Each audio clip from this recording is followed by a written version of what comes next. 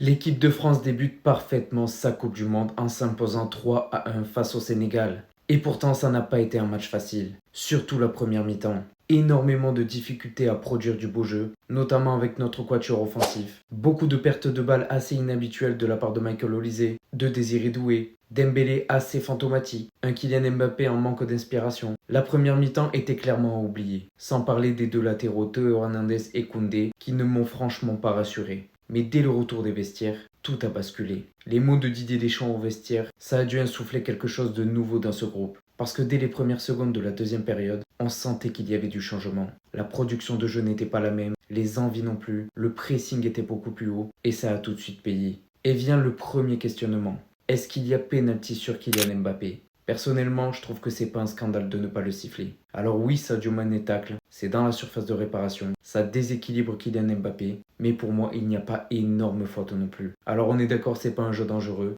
mais le fait qu'il touche à peine Kylian Mbappé, qu'il le déséquilibre, ça peut siffler penalty. Mais personnellement, je trouve que c'est pas un scandale qu'il ne soit pas sifflé non plus. Et ensuite, l'effet boule de neige continue. Superbe mouvement entre Michael Olise et Kylian Mbappé. La passe d'Olise dans le dos de tous les défenseurs, elle est magnifique. L'appel tranchant de Kylian Mbappé est magnifique également. Et contrairement en première mi-temps, il fait le bon choix dans le dernier carré. Ouverture du score des Bleus. Et là, on se dit, ça y est, on va enfin voir du beau jeu. Et effectivement, ça continue. En fin de match, Didier fait rentrer Bradley Barcola, 2 minutes après son entrée. Énorme boulot d'Adrien Rabiot. Super appel tranchant de Bradley Barcola, qui sait acheter une finition et qui pique magnifiquement ce ballon. Et au passage, quel match d'Adrien Rabiot. J'étais très sceptique en voyant la compo avec le double pivot de Chouamini Rabiot. Je pensais qu'on allait clairement se faire bouffer au milieu, parce que le milieu du Sénégal, il est très talentueux. Mais honnêtement, la prestation ce soir de Rabiot, elle est exceptionnelle, surtout avec cette passe décisive.